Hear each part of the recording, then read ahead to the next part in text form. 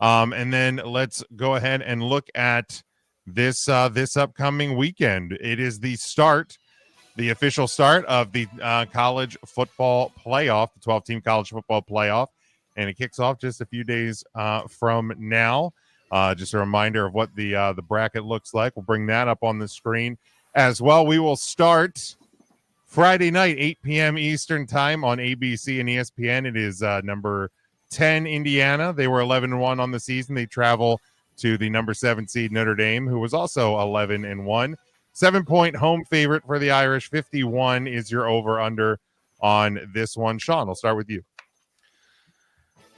Well, I think this is probably, and not just because my team's in it, I think this is my favorite matchup of the first round. I think the in-state rivalry kind of renewed, not something we see every year. I think that's exciting.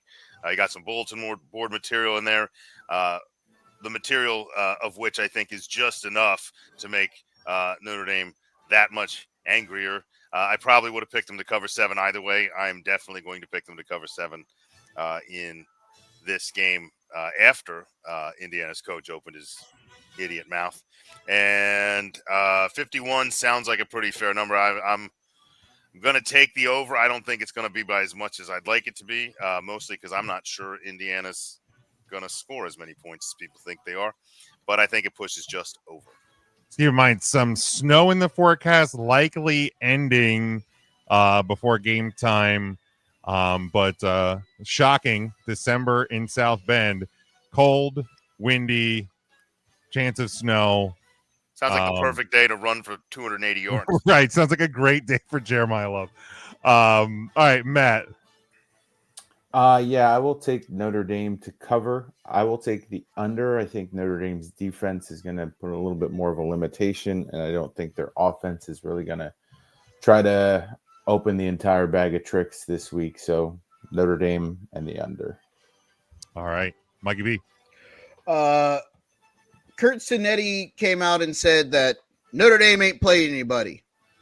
Lost to Northern Iowa. This guy has a schedule that includes strategy, Cotton. Let's see if it pays off for him. This guy has a schedule that includes FIU, Charlotte. Let's see, Purdue. FIU, more like F. I open my mouth. Maryland. Notre Dame also played Purdue. Yes, we played the Purdue. There's that. Purdue. And this guy is sitting here talking like they went through and beat the Oregons and the Ohio States of the world. It's a cute story. Congratulations on making it to the top 12. Here's your fruit basket as you get steamrolled in South Bend. Give me the Fighting Irish. Give me the under because I don't know that Indiana scores on this defense. For the record, Indiana did not beat Ohio State. That is the one in 11. They had their one shot. They had their chance. They scored 15 points failed miserably. Yeah, they had scored 30 or more points 30 or more points in 10 of their 11 wins. They scored 20 against Michigan, and they scored 15 against Ohio State. So the two good defenses that they played against, they were held to 20 or less. Figure it out there. There you go. EJ. I guess I'll be that guy again, huh? By the way, first off, shout out to the big homie, Marcus Freeman, a new contract. So I'm out for was a 5-year extension, I think it was? Good job. 4-year extension. 4 years. Yeah. But with the 2 he still has on his original deal, right? He's locked up for 6 more. Look, I don't know if they'll win the game outright, but something tells me Indiana's going to come play. So give me Indiana the points and give me the under. All right, boys. Let's chalk all that up as a sweep. I'm not a smart man. Homer. Hey, you can pick on him. He did exactly what you needed him to do. Correct. Yeah, that's actually really good. Thanks, Ernest. You're welcome. Here's the deal. I'm not nervous about this game, but I'm also super nervous about this game, and it has nothing to do with student of the game Kyle Nash. I think that's just anxiety. That's actually a great point. That's a great point, Sean. No, here's the thing. I don't think this game should be that close. I like Notre Dame to cover. I'm going to take the under just because of the weather. If the like the snow chamber or whatever they refer to northern Indiana as, like there's potential for the snow to linger. The And I phrase think snow that could, chamber sounds both romantic and horrifying at the same time. but I think that could maybe keep the score down a little bit. So I will take the under in that one. I will say the best bet is the under in this game because of the weather. That number is really high. It is a high number. I think it's just because, Indiana does put up a lot of points. Notre Dame's put up a lot of points over the back half of the year. So I think that's why you saw it so high. Devin has Notre Dame in the over as well.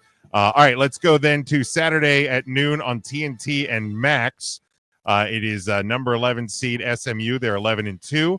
They travel to number 6 Penn State, who is 11-2 as well. They are an 8.5-point home favorite. Your over-under on this one is 54. Sean.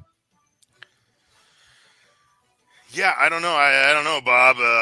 There's a lot of there's a handful of teams in here that I don't want to say don't belong because I think at this point I've already kind of stated that like anybody who feels they belong should have just won their share of games. So stop your whining. But as far as where the teams have fallen, Alabama. I love that clip. I love that sound bit so much. Yeah. It's the best. But I think when you're looking at where the numbers are and who's ranked where and who fits where, this one feels to me still, and it's not just where I grew up, and it's not a team that I was raised to hate. It just doesn't feel like the team is as good as a 6. I don't know if SMU is good at 11, but I know SMU is excited to be there. I know SMU feels that they're probably the team with the most bulletin board material in the 12, in my opinion, because there's so many people that think they don't belong there because some other big name team belongs there in their place. And I think they're going to come out ready to fly because of it. And I'm going to take SMU to cover. I'm going to take them to win this game outright in Slappy Valley.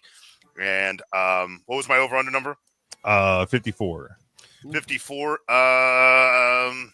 No, give me the under. I think it's going to be kind of back and forth, but I think Penn State's defense and I think just the fact that SMU is going to have to take some time, I'm going to keep it under.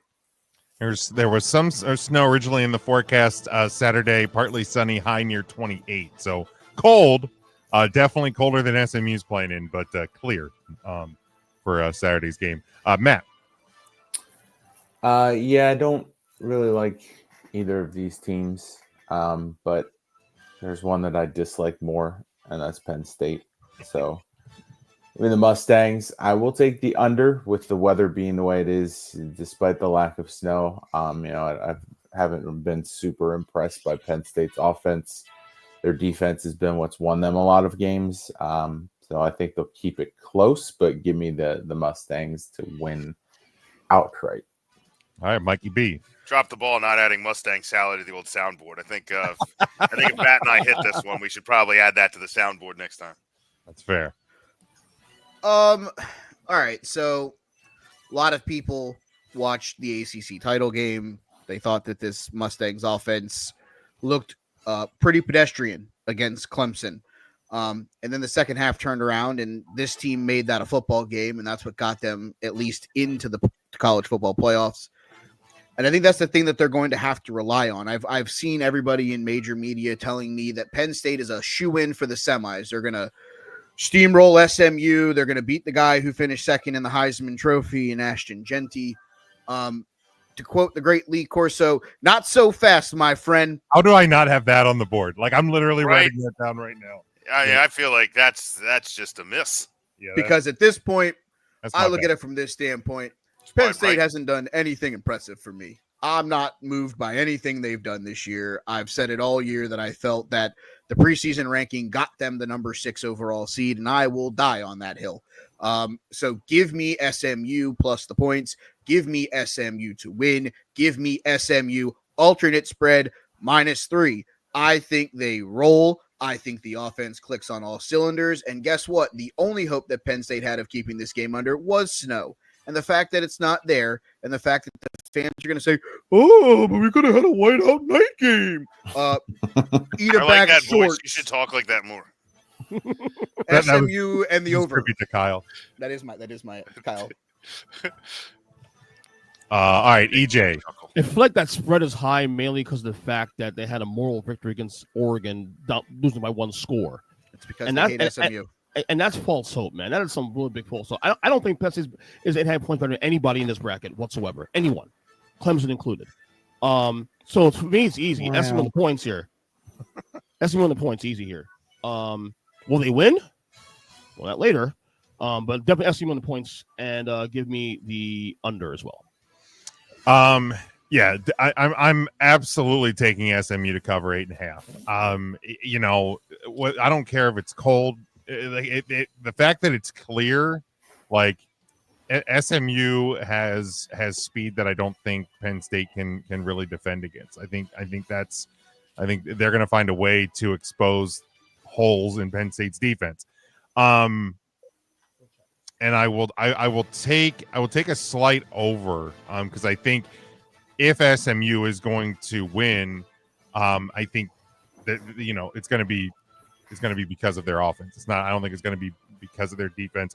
And really the big thing, and talking about it with the whole transfer portal issue, Drew Aller has gotten banged up at times throughout this year. If he has to be out of this game at all, Penn State's now playing a quarterback who hasn't seen the field this year. Like that's what can be kind of this unforeseen game changer with the situation of their backup quarterback electing to go into the portal. So I think this game is ripe for the take, and I do agree with Sean that SMU, just because of what everybody's saying and everybody, after the decision that I agree with that the committee made to put them in over Alabama, everybody's coming to the aid of the plucky upstart, poor downtrodden Alabama Crimson Tide, and how we have to change things and rethink how we do stuff. Please. But so SMU really does kind of come in here with a chip on their shoulder. So I think your hard-nosed college faithful and your historians are very aware that SMU used to be a proverbial college football powerhouse. Absolutely. Decades ago. But, because of the being ousted for so many years and only recently kind of being reinstated and allowed back into this situation, your fresher fans and the people that think the SEC is the only thing that's ever been good in college football don't realize that this is an area of the country where college football can still be godlike. And so I think this would be a great opportunity for them to put themselves back on the map. For sure. All right, let's move to Saturday, 4:00 Eastern time on TNT and Max. It is the number 12 seed Clemson Tigers. They were 10-3 on the regular season. They traveled to the number 5 seed Texas Longhorns, who are 11-2. 11.5 point home favorite for Texas. 51.5 is your over-under. And since I've been given the forecast for all of these cold weather places, sunny 64 in Austin on Saturday. So no weather issues in Texas. Sean. Yeah, I mean, good job, I guess, Dabo, and good job just floating above the water that everybody else was sinking through. Way to make it. But Dabo, dab out all you're going to do this year. So let's be serious here. Texas is not only going to Texas is going to crush the Clemson Tigers. In my opinion, I don't think this game's going to be close. I think this is probably the most lopsided game of the weekend, if barely edging out Notre Dame, Indiana. But this one just doesn't feel close to me. No. I know people think Texas hasn't played anybody either, and that it's overrated. They're overrated from what we might put them at, but Clemson's nowhere close to that. So give me Texas. One's got a mediocre defense. The other's still a Big 12 team. Give me the over. Yeah, I mean, I think they're maybe overrated to the teams, some of the teams around and above them, right? But not against Clemson. Matt. No. I actually think they are super overrated compared to a lot of teams around them. So I will take Clemson with the points. I don't think Clemson's going to win. I don't think Clemson's going to be within a touchdown, but I think they'll stay close enough that give me a 10-point Texas win for sure. But I definitely am taking the over on that one. All right, Mikey B. All right. I've done it all year. I guess I'm going to be the guy. No, I'm just kidding. I'm not taking Clemson to win this game. But I will say that a lot of people have sat here and not on this show, but just in general have. Shame on you. Can't fool me again. Here's the deal. Quinn Ewers has not been good. True. And he's not been good for weeks. Mm-hmm. Now, we have the question of how big of a leash is Quinn Ewers going to have in a playoff game? Are they going to put Arch Manning in more? Are they going to potentially bench Quinn Ewers in this game? Guess what? That's a fucking headache to deal with in the middle of the first 12-team playoff. I get it. You're at home. I get it. You feel you should have won the SEC. But you are still playing a coach who everybody on this panel despises like the plague. But you do have to give the devil his due. He finds a way to keep games close that shouldn't be close and give his team an opportunity to win them. I will take Clemson plus the points. I will take the over as well. I wouldn't be surprised if Quinn Ewers looks bad on the first couple series that this turns into the Arch Manning game. And then is Arch Manning versus Cade Klubnik? I think it's a 50-50 toss-up at that point. Texas has got to clean it up, though, if they want to make a run at this thing. I think you're going to see packages for both early. That's what I think you're going to see. And if one's clicking and the other's not, you're going to see more of those packages later, and it may roll right into the following week. And you're probably right, because they would have a bye if they would have put Arch Manning on the field more, because he proved that on the first snap of overtime and then did not see the field again. Yep, very good. EJ. So I get what Mike and Matt are doing here, because this spread opened at 14.5 actually a week ago, and it moved 3 points already. So the public is actually moving into Clemson's corner now. And Texas was that one of us took it at 14. Nice. Early on. Okay, nice. There you go. And look, here's the thing: Texas has not looked good in weeks. I haven't seen a good Texas game since probably since October.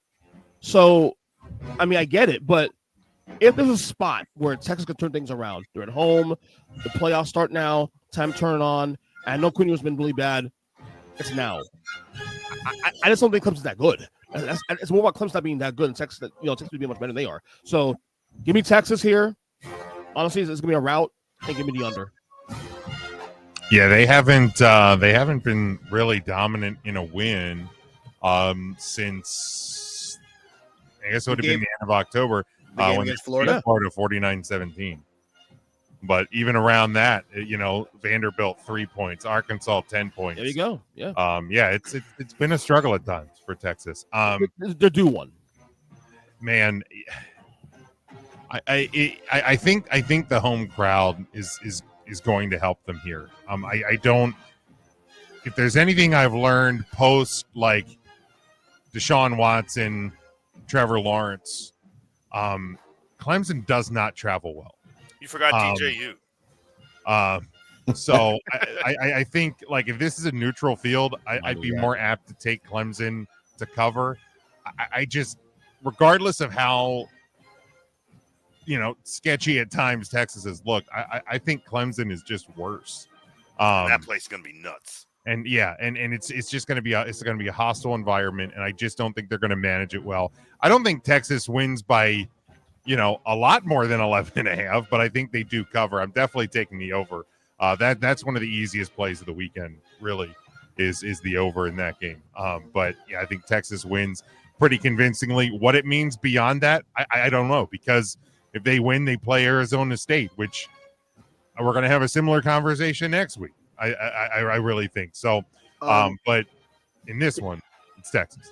Can we figure out if Steve Sarkisian has turned off the call to play for me on his NCAA football 25? Because if he runs 4 verts on 3 straight plays from the 20 again, like he did in overtime against Georgia, I don't know how that guy still has a job. Yeah. That was one of the ideas, but it wasn't a very good one. Yeah, for sure. All right, and then so Devin had Penn State in the under in the last one. I missed that. He has Clemson in the over. So there you go. He's right there with Matt and Mike. And then last one, and maybe one of the more interesting ones storyline wise. Saturday night, 8 p.m. Eastern Time, ABC and ESPN. Number 9 Tennessee at 10-2. They travel to number 8 Ohio State, also at 10-2. a 7.5-point home favorite in Columbus. 47 is your over/under. And Saturday night in Columbus, mostly cloudy, low around 17. So it's going to be cold.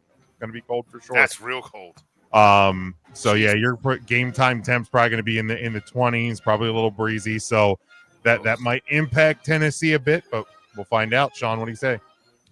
Yeah, I mean, like I said, I like Notre Dame, Indiana as like the storyline and like the fun sell.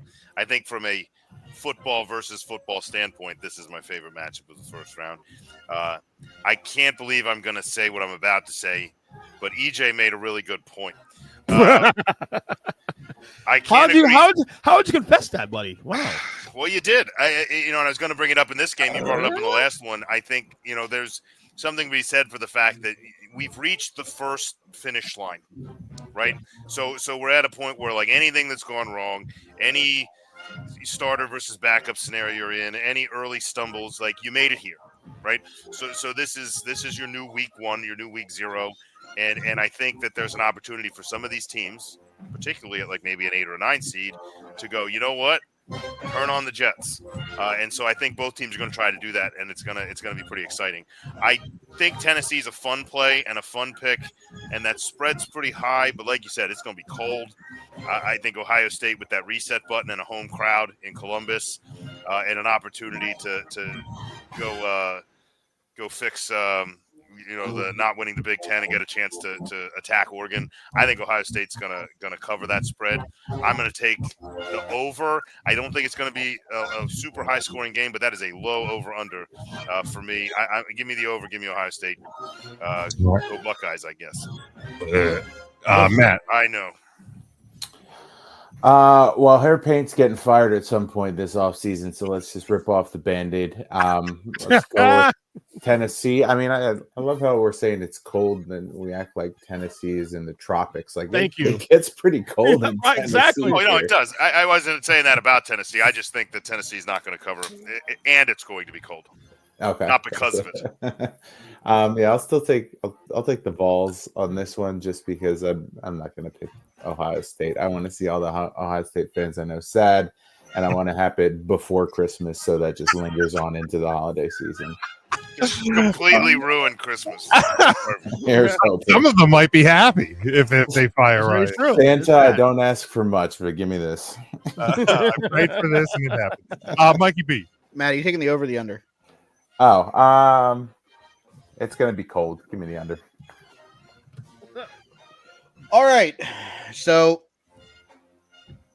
I pulled up the lyrics to a certain song, and Rocky Top, you'll always be home sweet home to me. Good old Rocky Top, Tennessee. They're going to take the top right off this motherfucker. And by the top, I mean the spray painted hair of Ryan Day that gets left in the middle of the field and planted like a flag, like the Michigan. Can we name it Old Cocky Top instead of Old Rocky? Yes, we can. Because at the end of the day, I will take the Tennessee Volunteers plus the points. I will take the Tennessee Volunteers money line to win this football game. Because the fact of the matter is this, and I'm going to give a special shout out to a man who's not here right now. Student of the game, Kyle Nash. Tennessee plays in the SEC. They've played a harder schedule than Ohio State could dream of, even though Ohio State only lost by 1 score to the number 1 team in the nation. That is what will push Tennessee over the edge. And former UCF coach Josh Heupel gets to the quarterfinals. There we go. EJ. Now look at all these 4 games. I think, look at the teams at home. I think you'll have Notre Dame crowd be excited. Penn State crowd be excited. Texas crowd be excited. The Ohio State crowd is going to be fucking tense. Think about it. Last 2 weeks ago, last time they were here, lost to Michigan. Sure did. And against a Michigan team they should have lost to. Okay? Sure was. So you got now Ryan Day, who's right now coaching for his fucking job week to week. All right? That's going to be one tense motherfucker this Saturday. So look, I'm not balls to pick Tennessee to win this game. But definitely because of the tense nature of it, Tennessee in the points definitely. They might win. I'm not balls to pick it yet though. But Tennessee in the points definitely. But give me the over in this one. Imagine that EJ can't pull the trigger on a committal. You coward. I said I don't have the guts to do it, guys. But if I did, I would do this. Yeah. Yeah, I mean, can you sensitive. imagine what that crowd in Columbus is going to do Oh if, my like, God. Tennessee takes the ball, goes down and scores a touchdown, and Ohio State goes 3 and out? Ohio Like, State has the most pressure to perform early. Like absolutely. they have to have a hot start if they want Without that home question. crowd to be an Yeah, if advantage. they stumble Without out of the gate, that crowd's going to turn quick. Yes. Turn real quick. Probably turn to the exits. It's cold as shit. Probably. They're like, fuck this guy. He's going to get Can't fired wait. anyway. I'm not going to freeze my ass off. Look, unlike EJ, I'm not a coward. Tennessee is not only going to cover 7.5, they're going to win this game. The only question coming out of this is, does Ohio State fire Ryan Day on the field because they can't do it on the tarmac, or do they wait until Sunday? No, they'll do it Sunday. They'll do it Sunday. Yeah, I know, EJ. They'll tell him on the field, and then he'll have to go do an interview. But hey, yeah, by the way, clear out your office. No, they'll just have a box. They'll have a box outside of his office. He's not even. They're just going to tell me we're painting your office tomorrow, so go ahead and clean that out, will you? Yeah. I will take the under in this one. I think the cold will impact the scoring. And again, if you're going to beat Ohio State, you're going to limit their offense. And Michigan gave you the easy playbook on how to beat them. So that'll get the job done there. The only other question, and I mean, we know who's under the most pressure going into this weekend, and it's Ohio State. But I've seen, and I'm not sure that I necessarily understand the logic behind it. I've seen and heard a couple of people in sports media this week talk about, now that he got the extension, Marcus Freeman's under a lot of pressure this weekend to win at Notre Dame. So Ryan Day most pressure, but behind Ryan Day, the only other names that I think would be under any pressure would be James Franklin and the sports media narrative Marcus Freeman. Like Franklin's under more pressure than Marcus Freeman, right? I think some of that Freeman extension was for his benefit, to take some of the personal pressure off. Like to say, hey, we're committing to you, and it's one of those like, look, just go in and coach football game. You know what I mean? Like, well, and I think part of it too is one of the things that I was worried about. He played at Ohio State, so like part of my fear there is if Ohio State gets rid of him, are they gonna bid high enough that Marcus Freeman leaves? There was actually some chatter of the Chicago Bears reaching out to Marcus Freeman. So I think Notre Dame getting the deal done when they did is just to let's put all this. There's going to be a lot of appealing jobs. Yeah, like let's put all this away. Yeah, let's commit to each other. Notre Dame's AD said today in a press conference that he and Marcus Freeman are both obsessed with winning a national championship there. So I think there's some pressure only because of the opponent they're playing. But other than that, though, in comparison to James Franklin and certainly Ryan Day, not even a conversation. Yeah, Franklin's definitely. Yeah, I don't even know that I have Marcus Freeman in the top 5 of most pressure of the week, of the first week. I mean, I look at it. You obviously mentioned Ryan Day. You obviously mentioned James Franklin. Let's not forget Kurt Singetti, who's now come out and basically called out the team that he's playing. I think there's pressure on him to prove that this Indiana team is as good as he said it was, because we've all talked about how much their schedule was a joke. I think Steve Sarkisian, with as bad of a job as he did in overtime against Georgia, had the SEC title game in his hands. Handed it to the Georgia Bulldogs. Now, if they lose to Dabo, that's now 2 games where you're going to look at it and go, head coaching kind of fucked us. That's something you're going to have to take into account. And honestly, I think at that point, I think that's something you got to think about. And then Dabo is, as much as he's locked into the Clemson culture, fans will start turning on him if he finds a way to win the ACC and then shits himself against Texas. I think that's something that fandom will be upset with him. Is his job on the line? No, but I do think that there is pressure for Dabo, as good as he's been, with as bad as this team has been this year, to find a way to beat a team who's giving away games. If he gets blown out, yes, he can lose. Sure, if they get the doors blown off of them by Sarkisian, and then yes, I think there's more pressure. But what I'm saying is I think Marcus Freeman. I think the way that, and I'm not the Notre Dame fan here, and you guys can correct me on that. I don't necessarily know that a lot of people looked at this season as it was national title game or bust for Marcus Freeman. I think they said a playoff appearance is great. A playoff win in the first round is fantastic. And anything more than that is a step in the right direction for the Marcus Freeman led Fighting Irish. So if it's a close loss, if it's a 3-point loss to Indiana or something like that, are you going to be frustrated? Because there's probably going to be things that you left points on the field. You probably had a turnover, XYZ. Sure. But I don't necessarily know that it's the same as the pressure that Franklin and Day and even Sarkisian to a point is dealing with right now. I don't even think pressure's the word though, but I do think, if you lose to Indiana at home, that'd be a massive disappointment, I think, coming to that. It'd be disappointing. I mean, I don't think there's anything, if there's any way to dance around it. Would be disappointing. Let's say you're playing Tennessee instead of Indiana and lose to Tennessee. That'd be a little more acceptable. But to Indiana, a team you probably should be beaten based on this year.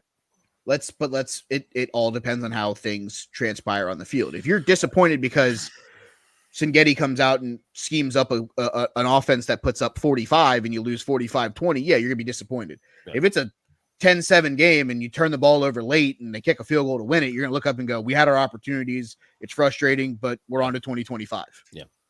Yeah. And I mean, looking at Cignetti has given Indiana not only their first 10-win season ever, it's only their second winning season in a full-length regular season since 2007. I really don't think there's much pressure there. I mean, him kind of talking big in the media, that's what he does. I don't think there's much really that much for Sark as well. I mean, you look at Texas, they were less than 500 when he got there. Not only does he win the conference, the Big 12 a year ago, he gets to the conference title game in the SEC. Like, are people going to go, man, you kind of coached yourself out of some wins? Sure. But when I'm talking about like pressure, like coaches actually under pressure this weekend, to me it's Day and Franklin, and that's it. Oh, with a no, I definitely think that's true. But what I'm saying is Indiana fans will come out and say, this is the best team we've ever put on the field. This was our shot to make a run in the playoffs because people are going to leave, people are going to graduate. We have to go back to being a 500 team probably while this guy rebuilds again. And with Sark, it's more, you blew the Quinn Ewers experience because now there are going to be Texas fans that don't think Arch Manning is going to be as good or better than Quinn Ewers at quarterback. So there will be Texas fans, if they lose in the first round, that'll be like, well, it'll be 2 or 3 years before we make it back here. So now we have to endure this. Is what I'm saying. I think some of the Indiana pressure is also just, we talked about the schedule. Mm-hmm. And it's, you're going to have to reload and retool and do everything else. When are you going to see this path again?